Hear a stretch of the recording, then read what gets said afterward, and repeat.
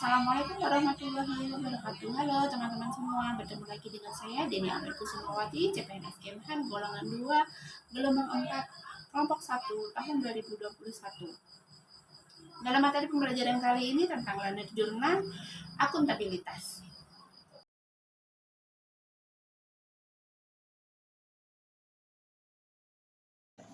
Dalam pembelajaran kali ini akuntabilitas learning journal.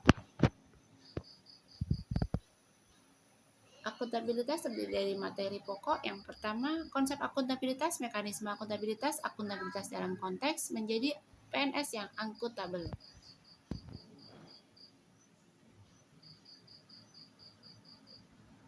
Yang pertama, konsep akuntabilitas. Perbedaan akuntabilitas dengan responsibility yaitu akuntabilitas merupakan kewajiban pertanggungjawaban yang harus dicapai, sedangkan responsibilitas merupakan kewajiban untuk bertanggung jawab. Aspek-aspek akuntabilitas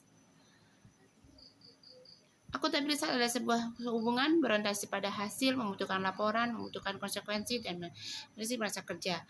Tingkatan akuntabilitas personal, individu, kelompok, organisasi, stakeholder. Mekanisme akuntabilitas.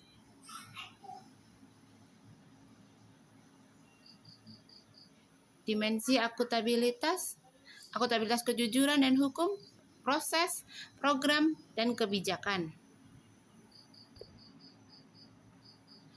Dalam mekanisme akuntabilitas birokrasi Indonesia antara lain perencanaan strategis, kontrak kinerja, laporan kinerja seperti LAKIP.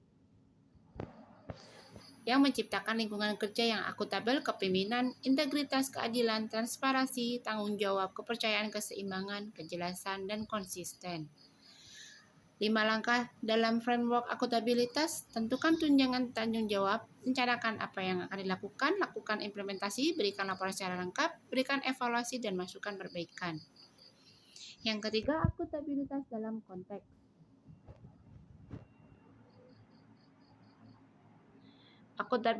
Akuntabilitas dalam organisasi.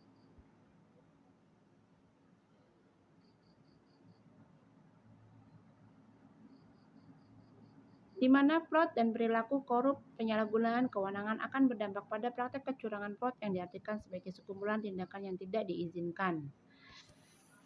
Penyimpanan dan penggunaan data informasi milik pemerintah.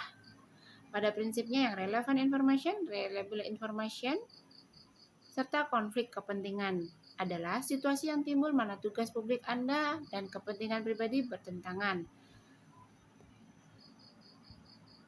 Dan yang keempat, menjadi PNS akuntabel.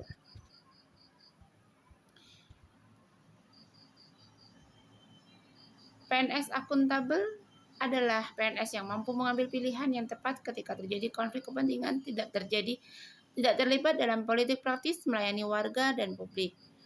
Perilaku berkaitan dengan transparansi dan akses informasi. PNS tidak mengungkapkan informasi resmi atau dokumen. PNS tidak menyalahgunakan. Menghindari perilaku curangan dan koruptif.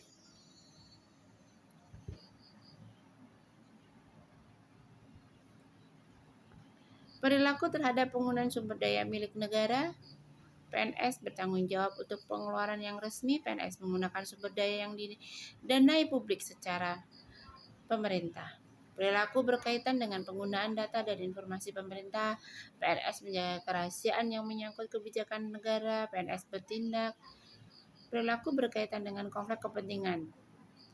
Ketika konflik kepentingan yang timbul antara kinerja, tugas publik, dan kepentingan pribadi atau personal, mengambil keputusan yang akuntabel, mampu mengutamakan kepentingan umum, akuntabel, dan transparan. Sekian dan terima kasih. Wassalamualaikum warahmatullahi wabarakatuh.